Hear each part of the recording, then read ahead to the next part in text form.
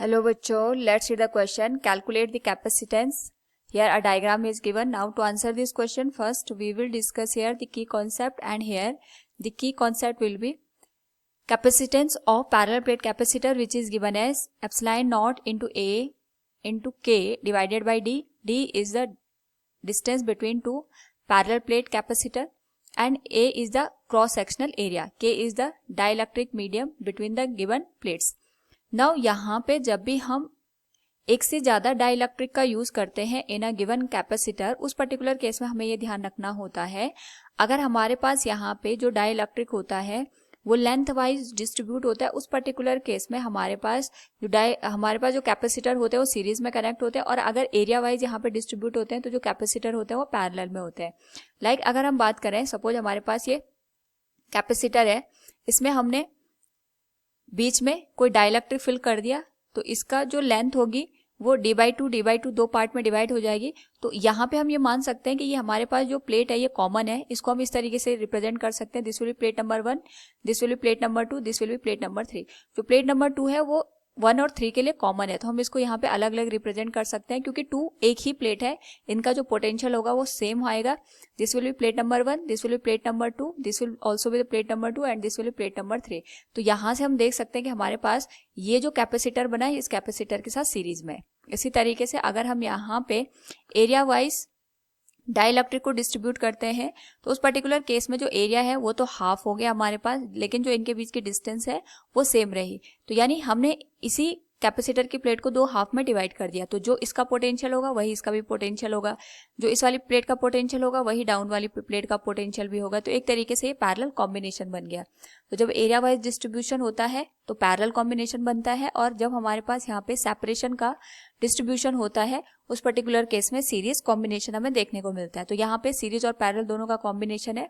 हम ये मान के चलते हैं ये जो हमारे पास डिस्टेंस है ये d/2 है, दिस इज ऑल्सो d/2. जो पूरा एरिया है प्लेट का वो a है, और इसको हमने दो इक्वल पार्ट में यहाँ पे डिवाइड किया, it is a/2 and a/2.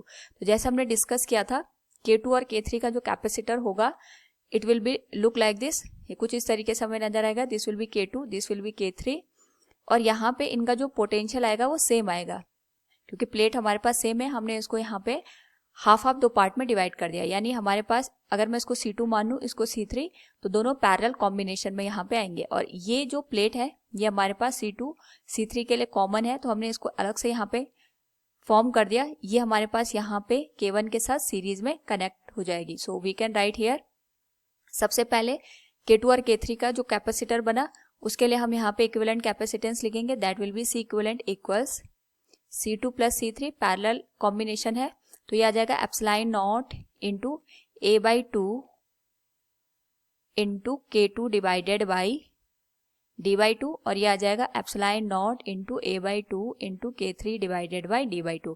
तो 2 से 2 कैंसिल हो जाएगा. जो C इक्विवेलेंट की वैल्यू बनेगी that will B epsilon naught into a into K2 divided by d plus epsilon naught into a into K3 divided by d के बराबर.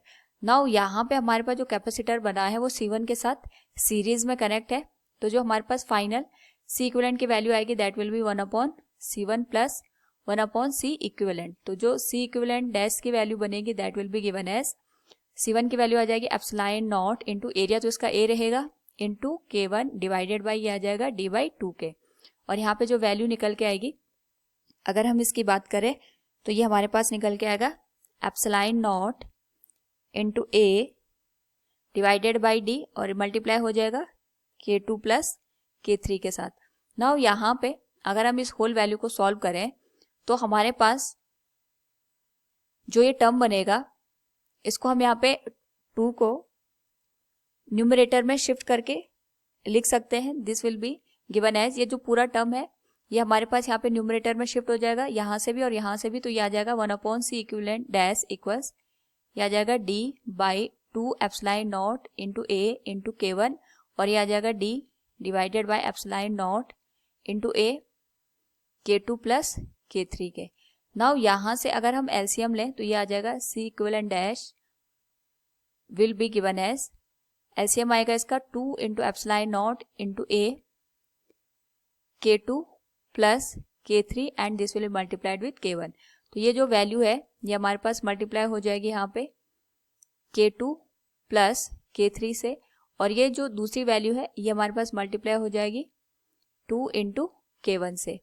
Now यहाँ पे अगर हम इक्विवेलेंट कैपेसिटेंस की वैल्यू को फाइंड आउट करके लिखें तो ये आ जाएगा reciprocal of this whole value, ये आ जाएगा 2 into epsilon naught into A into K1 and this will multiplied with K2 plus K3 and this whole value will be divided by, यहाँ से हम D कॉमन ले सकते हैं, so it will be given as K2 plus K3 plus 2 K1 K. This will be the equivalent capacitance of the given capacitor. Hope all you understood it. Thank you and best of luck.